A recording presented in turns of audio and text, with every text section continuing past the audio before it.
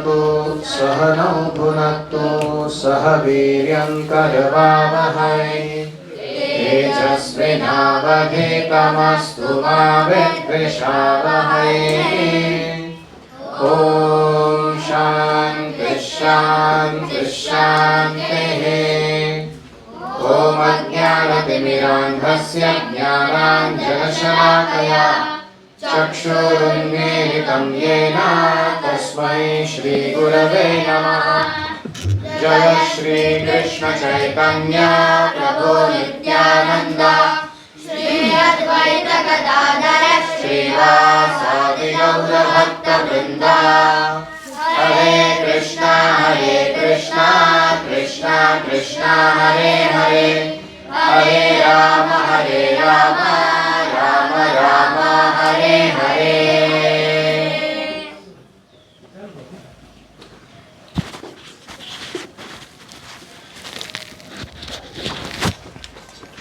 हरे कृष्णा।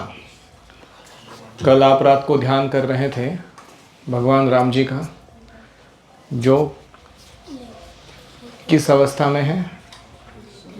सुग्रीव जी के जांघा में अपना सिर दिए हैं, हाथ से बाण को शार्पन कर रहे हैं, और आजू बाजू कौन मौजूद है? विभीषण मंत्रणा दे रहे हैं कान में, अंगद और हनुमान जी चरण दबा रहे हैं, और लक्ष्मण जी पीछे वीरासन में बैठे हुए हैं, ready, get ready to fight any moment. तो ये आप चित्र मन में रखना। अभी हम आगे पढ़ रहे हैं। अभी उस अवस्था में भगवान कहते हैं, हे विभीषण, दक्षिण दिशा की ओर देखो, बादल कैसा घुमड़ रहा है और बिजली चमक रही है। भयानक बादल मीठे मीठे हल्के हल्के स्वर से गरज रहा है, कहीं कठोर ओलों की वर्षा ना हो जाए। विभीषण ने कहा, हे कृपालु, सुनिए, यह न तो बिजली है न बादलों की घटा, लंका की चोटी पर एक महल है। दशग्रीव रावण वहाँ नाच गान का अखाड़ा देख रहा है। क्या है वो? हाँ, रावण का अड्डा। रावण ने सिर पर मेघडंबर छत्र धारण करके रखा है, यानी बादलों के डंबर जैसा। डंबर का अर्थ होता है समूह जो होता है ना, बादलों का काला घना, उसको डंबर बोलते हैं। उसके जितना विशाल और उसके जैसा काला उसका छत्र है रावण का। वही मानो बादलों की अत्यंत काली घटा लग रही है। मंदोदरी के कानों में जो कर्णफूल हैं, वो नृत्य करते समय या रावण के आसपास मंडराते समय वो चमक रहे हैं, हिल रहे हैं, और वो चमक रहे हैं। उसके कारण लग रहा है मानो बिजली चमक रही हो। हे देवताओं के सम्राट, सुनिए, जो अनुपम ताल और मृदंग बज रहे हैं, वही मधुर ध्वनि या बादलों की गर्जना है। वहाँ से जो संगीत आ रहा है वो। रावण का अभिमान समझकर प्रभु मुस्कुराए। तो भगवान रामचंद्र जान गए कि इसके सर पे आके मौत खड़ी है, लेकिन ये जाके नाच गाना देख रहा है। इसका अर्थ क्या है? उसको कितना अभिमान है अपने शक्ति के ऊपर। तो प्रभु भगवान रामचंद्र मुस्कुराए।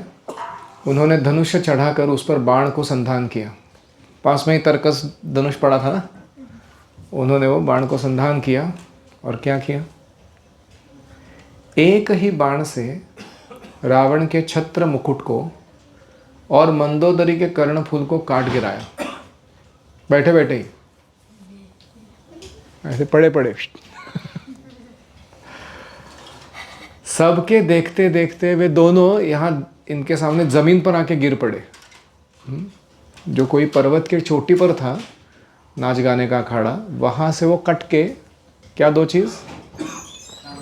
रावण का छत्र और मंदोदरी के कर्णफूल, वो सामने आके गिर गए सबके। लेकिन वो जब गिरे तो ये कहाँ से आके गिरे, किसी को भेद समझ में नहीं आया। क्या हुआ एग्जैक्टली? ऐसा चमत्कार करके श्री राम जी का बाण वापस आकर फिर से तरकस में जा घुसा। मतलब वो बाण भी व्यक्ति है। और भगवान के पास ऐसा तर्कस था कि उसके बाण कभी ख़त्म ही नहीं होते थे। क्यों ख़त्म नहीं होते थे? क्योंकि अपना मिशन पूरा करके वापस आगे बढ़ जाते थे कि वापस भगवान हमारे उपयोग में लाएंगे कहीं। ऐसे कहते हैं अक्षय भाता बोलते हैं उसको, बाणों का तर्कस, जिसमें कभी बाण खत्म होते ही नहीं है।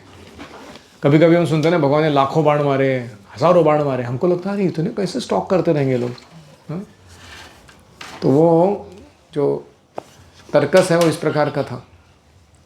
अभी महान रस भंग देखकर उधर नाच गाना चल रहा था ना, तो नाच गाने के बीच में क्या हो गया, मंदोदरी के कर्णफूल गायब हो गए, उसको भी समझ में नहीं आया कहाँ चले गए वो। और रावण का जो छत्र था वो टूट के गायब हो गया, उसका जो डंडा है वो पकड़ के आदमी खड़ा है लेकिन ऊपर का छत्र गायब है रावण के ऊपर से। सारी सभा भयभीत हो गई क्योंकि किसी को कुछ समझ में ही नहीं आया क्या हुआ। भगवान ने इतना फास्ट और नो साउंड काम कर दिया। सारी सभा रावण की भयभीत हो गई। ना भूकंप हुआ, ना बहुत जोर की हवा या आंधी चली, ना कोई अस्त्र शस्त्र नेत्रों से दिखा। फिर ये छत्र मुकुट कर्णफूल कैसे कटकर गिर पड़े? सभी लोग अपने अपने हृदय में सोचने लगे, अरे ये तो बड़ा भयंकर अपशकुन हुआ है। सभा को भयभीत देखकर रावण ने हंसकर युक्ति रचकर वचन कहे, सिरों का गिरना भी जिसके लिए निरंतर शुभ होता रहा है, उसके लिए मुकुट का गिरना अपशकुन कैसा। हा हा हा हा हा हा हा, ऐसा उसने डायलॉग मारा। मतलब रावण क्या कह रहा है, इसके पहले मेरे जो 10 सिर है ना, ये 1-2 बार नहीं कटे हैं, युद्ध में बहुत बार कटे हैं, लेकिन वो वापस आ जाते हैं क्योंकि मेरे को वरदान है। तो मेरे सिर काटने पर जब मेरा कभी अशुभ नहीं हुआ, तो सिर्फ मेरा छत्र काट के किसी ने गिरा दिया तो अपशकुन कैसा होएगा। हा हा हा हा। तो इसको कहते हैं घमंड। अपने अपने घर जाकर सोए रहो, डरने की कोई बात नहीं। सारे सब लोग वहाँ के सिर नवाकर रावण को घर चल दिए। जब से कर्णफूल पृथ्वी पर गिर पड़ा, तब से मंदोदरी के हृदय में शोक बस गया। वो शोक करने लगी, बोला गड़बड़ होने वाला है। नेत्र में जल भरकर दोनों हाथ जोड़कर रावण से कहने लगी, हे प्राणनाथ, मेरी विनती सुनिए। हे प्रियतम, श्री राम से विरोध छोड़ दीजिए। उन्हें मनुष्य जानकर मन में हठ पकड़े ना रहिए। मेरे इन वचनों पर विश्वास कीजिए कि वे रघुकुल के शिरोमणि श्री रामचंद्र जी विश्व रूप हैं, यानी यह विश्व ही उनका रूप है। विष्णु सहस्त्रनाम में पहला नाम क्या है भगवान का?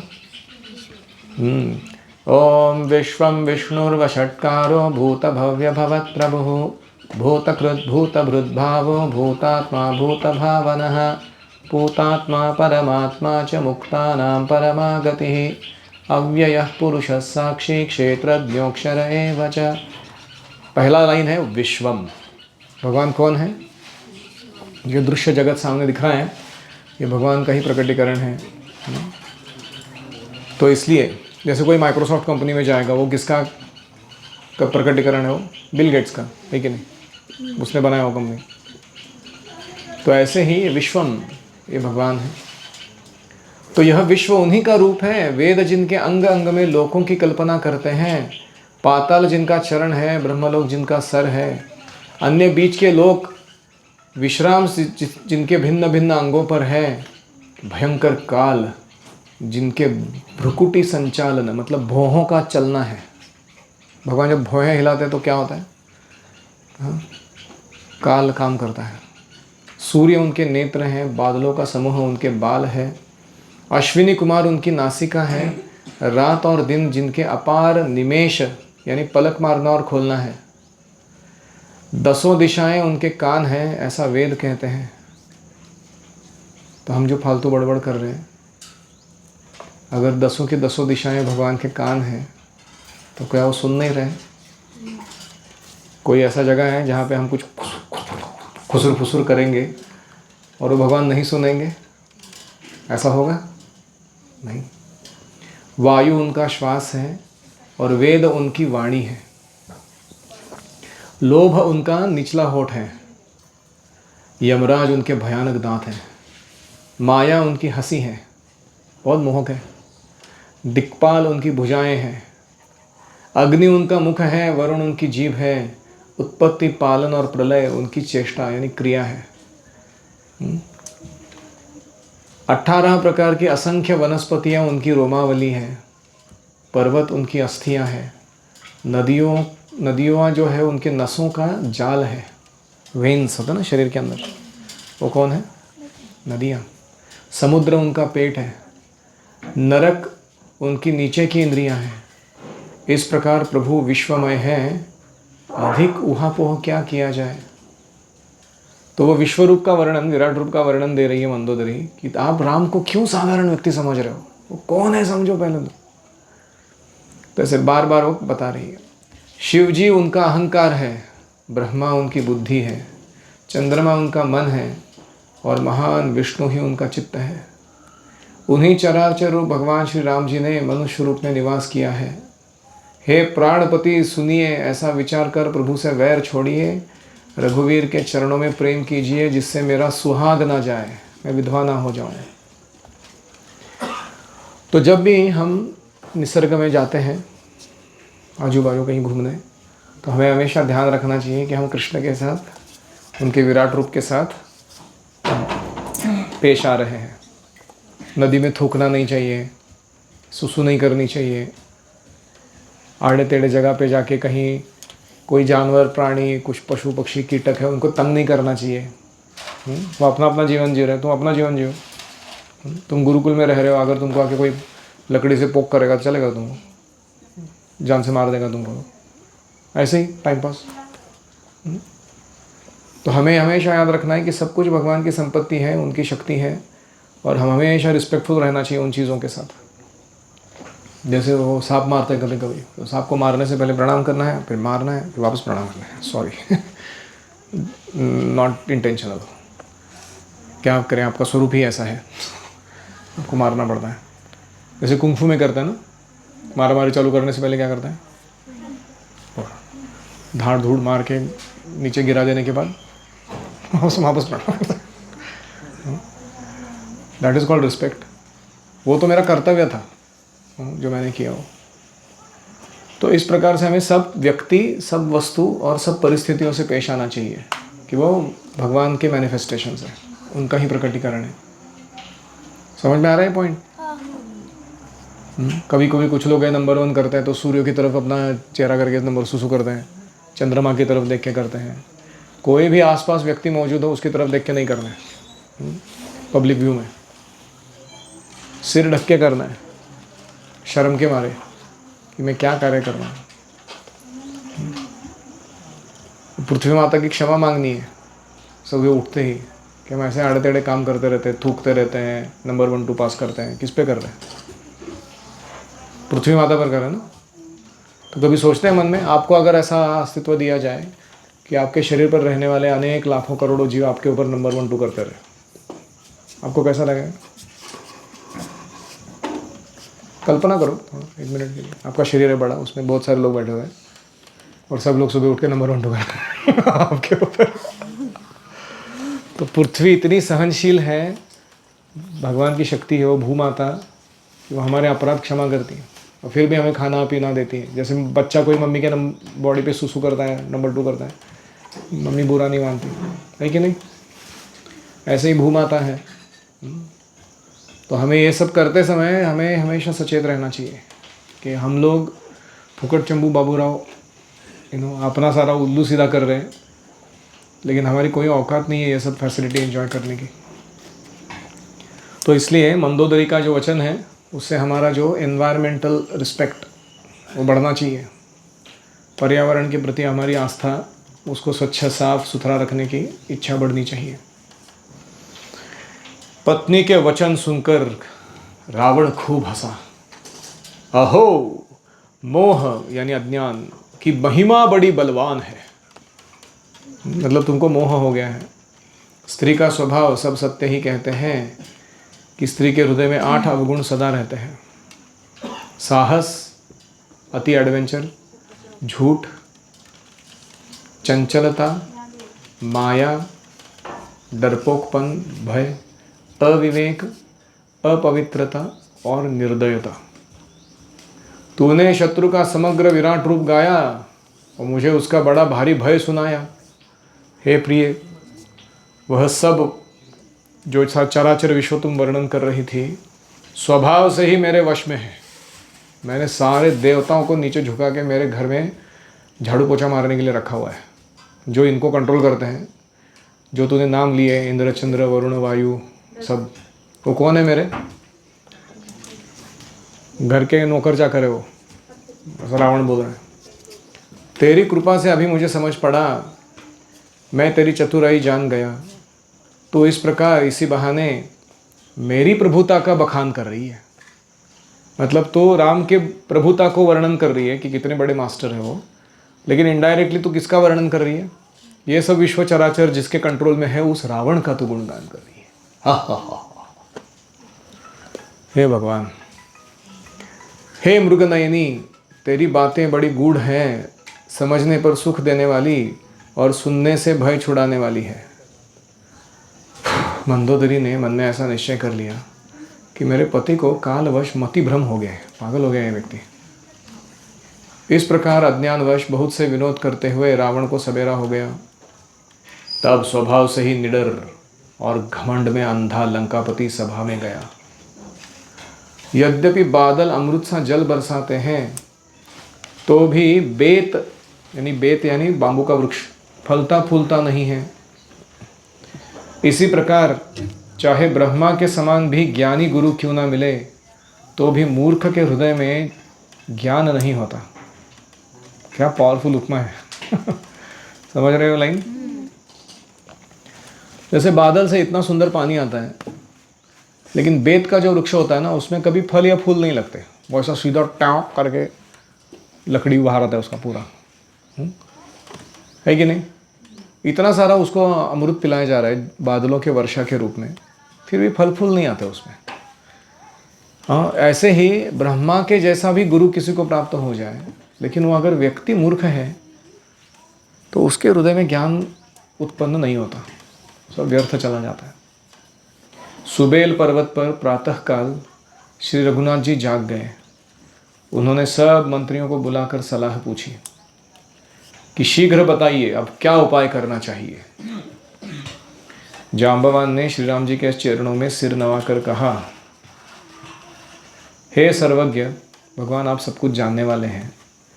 हे सबके हृदय में बसने वाले अंतर्यामी, हे बुद्धि बल तेज धर्म और गुणों की राशि, सुनिए, मैं अपनी बुद्धि के अनुसार सलाह देता हूँ कि बाली कुमार अंगद को दूत बनाकर भेजा जाए। बाली कुमार अंगद, यह अच्छी सलाह सबके मन में जच गई। कृपा के निधान श्री राम जी ने अंगद से कहा, हे बल बुद्धि और गुणों के धाम बाली पुत्र, हे तात, तात मतलब मेरे बेटे, तुम मेरे काम के लिए लंका जाओ। तुमको बहुत समझाकर क्या कहूँ, मैं जानता हूँ कि तुम परम चतुर हो। शत्रु से वही बातचीत करना जिससे हमारा काम हो और उसका कल्याण हो। प्रभु की आज्ञा सिर चढ़ाकर और उनके चरणों में वंदना करके अंगद जी उठे और बोले, हे भगवान राम जी, आप जिस पर कृपा करें वही गुणों का समुद्र हो जाता है। स्वामी के सब कार्य अपने आप सिद्ध है। यह तो प्रभु ने मुझको आदर दिया है कि आप मुझे अपने कार्य पर भेज रहे हैं। यानी भगवान को किसी की ज़रूरत नहीं अपना काम पूरा करने के लिए, लेकिन वो हमसे सेवा लेने के लिए, हमें कृपा देने के लिए हमें सेवा के कार्य में नियोजित करते हैं। ऐसा विचार कर युवराज अंगद का हृदय हर्षित और शरीर पुलकित हो गया, एक्सटेसी में एकदम, सेवा मिलने के बाद। ऐसा नहीं कि क्या मेरे को सेवा दे रहे हो, इधर इतने सारे बंदर बैठे हैं, उनको भी भेज सकते थे। मैं अपना फल खाना चाहता था, थोड़ा सो लेना चाहता था, क्यों मेरे को तंग करें आप लोग? Because he was not a Gurukul boy. चरणों की वंदना करके और भगवान की प्रभुता हृदय में धर कर अंगद सबको सिर नवा कर चले। सबको प्रणाम किया उन्होंने, वहाँ के सारे भक्तों को प्रणाम किया।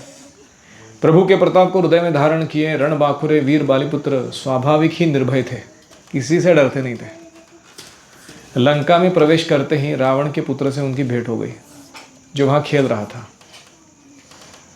बातों ही बातों में दोनों में झगड़ा बढ़ गया। दोनों भी अतुलनीय बलवान थे और ऊपर से दोनों की युवा अवस्था थी कि तू शाना की मैं शाना। उसने अंगद पर लात उठाई मारने के लिए। अंगद ने उसका वही पैर पकड़कर उसे घुमाकर जमीन पर दे पटका और वो मार गिरा है, मतलब मर गया वो, ऐसा पटका उसको। राक्षसों के समूह भारी योद्धा देखकर जहां तहां भाग चले गए। वे डर के मारे पुकार भी नहीं मचा सके।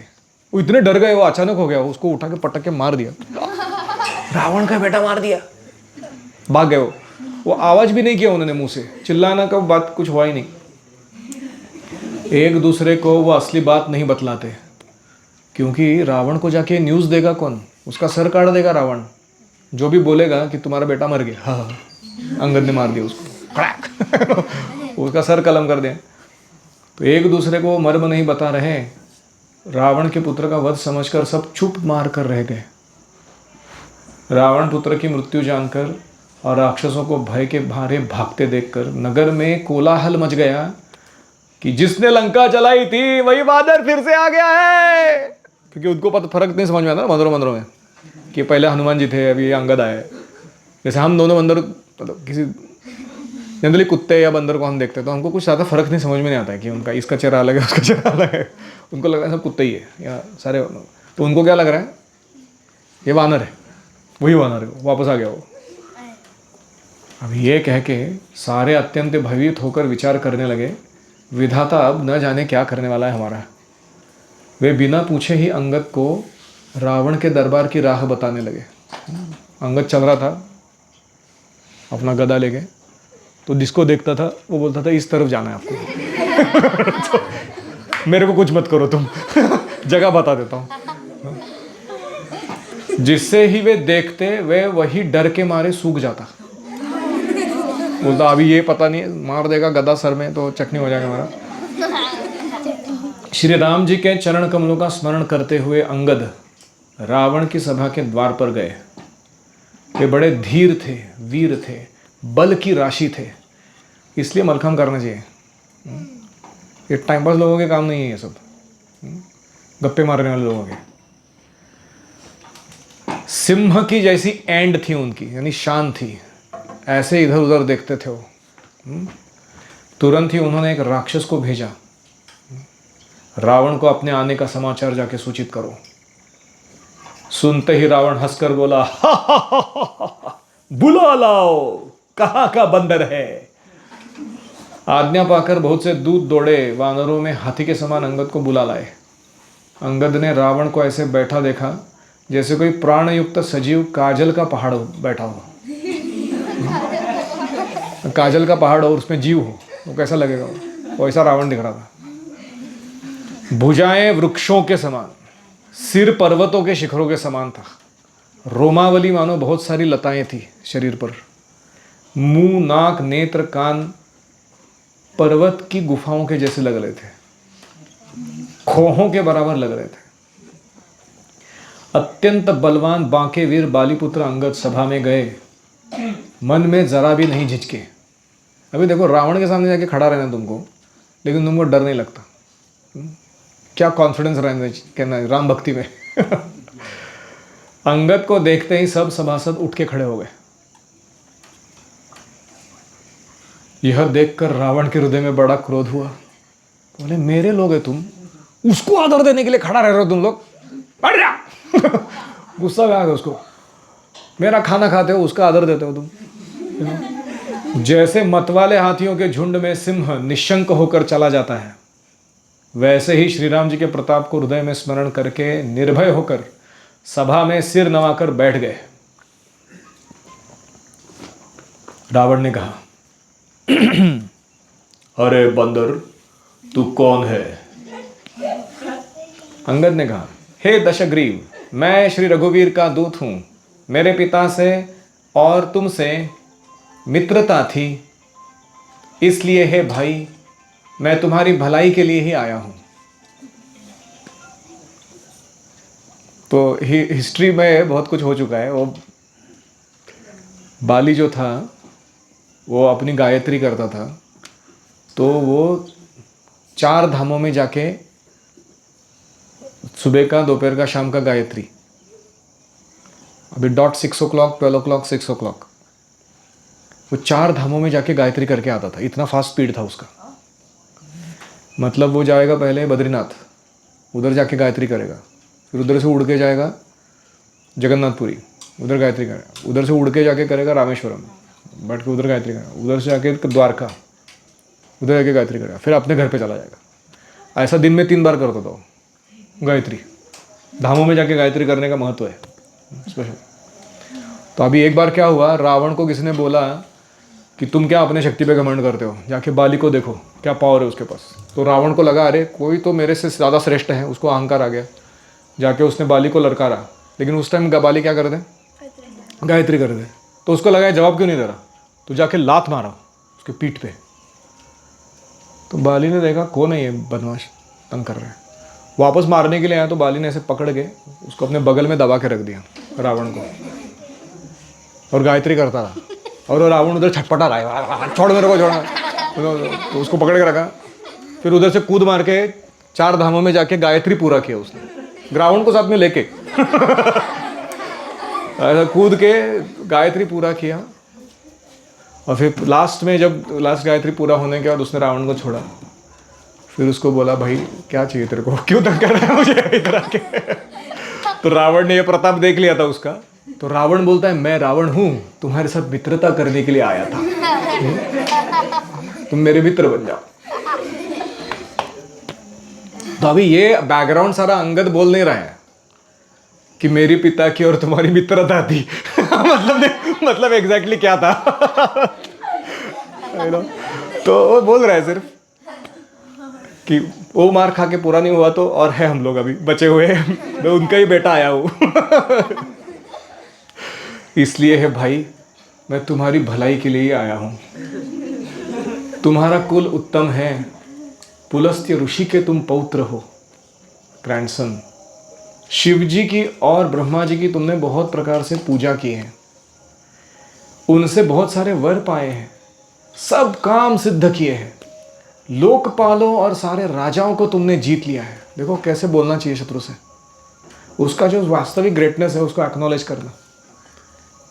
ऐसा नहीं कि चल वापस लौटा सीता मैया को, ऐसा बात नहीं कर रहा हूँ। पूरा रावण को सत्य वचन कह के, वो चने के झाड़ पे नहीं चढ़ा रहा, सीरियसली बोल रहा है, उसको अप्रिशिएट कर रहे हैं उसके गुणों को। राजमद से या मोहवश तुम जगत जननी सीता को हर ले लाए हो। अब तुम मेरे शुभ वचन यानी मेरी हित भरी सलाह सुनो। उनके अनुसार चलने से प्रभु श्री राम जी तुम्हारे सारे अपराध क्षमा कर देंगे। दांतों में तिनका दबाओ, गले में कुल्हाड़ी डालो, कुटुंबियों सहित अपने स्त्रियों को साथ लेकर आदर पूर्वक जानकी जी को आगे रखते हुए जाओ। सब भय छोड़कर जाओ और कहो राम जी के सामने जाकर, हे शरणागत के पालन करने वाले रघुवंश शिरोमणि श्री राम जी, मेरी रक्षा कीजिए, मेरी रक्षा कीजिए। इस प्रकार से आर्त प्रार्थना करो। तुम्हारी आर्त पुकार सुनते ही प्रभु तुमको निर्भय कर देंगे। रावण ने कहा, अरे बंदर के बच्चे, संभाल कर बोल मूर्ख, तुम मुझे देवताओं के शत्रु को तूने नहीं जाना। अरे भाई, अपने और अपने बाप का नाम तो बता, किस नाते से मित्रता मान रहा है। अंगद ने कहा, मेरा नाम अंगद है, मैं बाली का पुत्र हूं, उनसे कभी तुम्हारी भेंट हुई थी। अंगद का वचन सुनते ही रावण कुछ संकोच हो गया, क्योंकि उसको पता था अब ये स्टोरी ना बोल दे पूरे राज्यसभा में कैसा मेरा हालत किया था इसके पिता। तो उसको संकोच हो गया। हाँ, मैं जान गया, मुझे याद आ गया, बाली नाम का एक बंदर था। अरे अंगद, तू ही बाली का लड़का है? अरे कुलनाशक, तू तो अपने कुल रूपी बांस के लिए अग्नि रूपी पैदा हुआ है। गर्भ में ही तू क्यों नष्ट नहीं हो गया? तू व्यर्थ ही पैदा हुआ, अपने ही मुंह से तपस्वियों का दूध कहलाया। मतलब तो राम जी का साइड लेके मेरे से बात करने आया है? अपने जीवन की वाट लगा रहा है तू। सारे बंदरों की वाट लगने वाली है अभी। तू सारे बंदरों के नाश का कारण होने वाला है, ऐसा रावण उसको बोल रहा है। अब बाली की कुशल तो बता, आजकल वो कहाँ है? अभी इसको तो मालूम नहीं था कि बाली मार दिया राम जी ने, तो वो पूछ रहे हैं। तब अंगद ने हंसकर कहा, 10 दिन बीतने पर स्वयं ही बाली के पास जाकर अपने मित्र को हृदय से लगाकर उसी से कुशल पूछ लेना।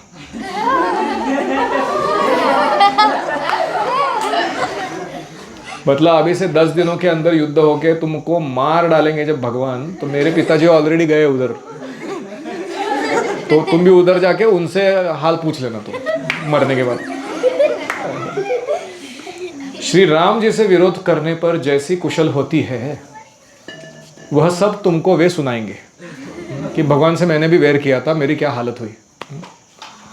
हे मूर्ख सुन, भेद उसी के मन में पड़ सकता है, यानी भेद नीति उसी पर अपना प्रभाव डाल सकती है जिसके हृदय में श्री रघुवीर ना हो। यानी अंगद क्या कह रहा है, मैं जानता हूं कि तू मुझ पर भेद नीति का प्रयोग कर रहा है। क्या भेद नीति है? कि तू शत्रु की बाजू लेकर आया हुआ व्यक्ति को उस शत्रु के बारे में भला बुरा कह के, या तुम्हारे कारण तुम्हारे लोग नष्ट हो जाएंगे वानर जाति, ऐसा कह के तुम मेरे को अपने गुट में शामिल करना चाहते हो। इसको क्या कहते हैं? भेद नीति। तो अंगद कह रहा है तुम भेद नीति का उपयोग करके ऐसा चाहते हो करना, लेकिन ये मुझ पे काम नहीं करेगी। क्यों? क्योंकि मेरे हृदय में कौन है? श्री रघुवीर है।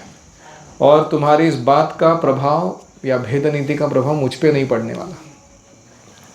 कल को तुम यहाँ से बाहर जाओगे गुरुकुल से, ऐसे बहुत सारे रावण आएंगे तुम्हारी लाइफ में और तुमको भेद नीति करेंगे वो। लेकिन क्या कृष्ण भावना पालन कर रहा है पागल? दुनिया किधर जा रही है, तू किधर जा रहा है? टकलू शेंडी सब लेके बैठा हुआ है। आता जाता तो कुछ है नहीं तेरे को, एक लड़की पटाने को नहीं आता तेरे को, दारू पीना नहीं आता, सिगरेट स्मोक करना सिंपल चीज़ नहीं आता तेरे को। तू क्या हमको शानपट्टी से हट, कुछ फ़ायदा नहीं है तेरा। और ये सब काम करके तेरा थोड़ी भला होने वाला है।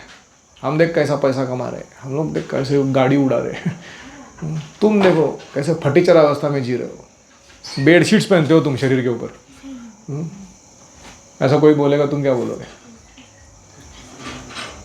हाँ बहुत सही बोला, चलो अभी हम तुम्हारे जैसे रावण के राक्षस चेले बन जाते हैं, ये बोलोगे तुम? क्या बोलोगे?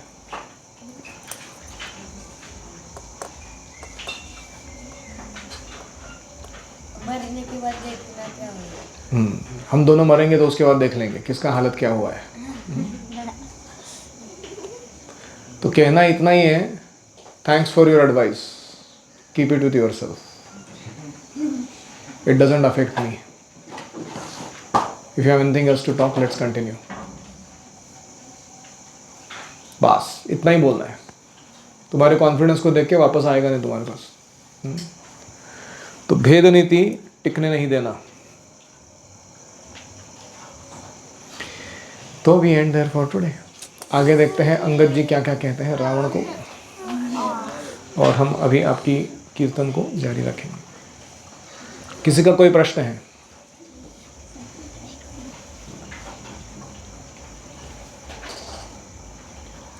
Any comments? Questions?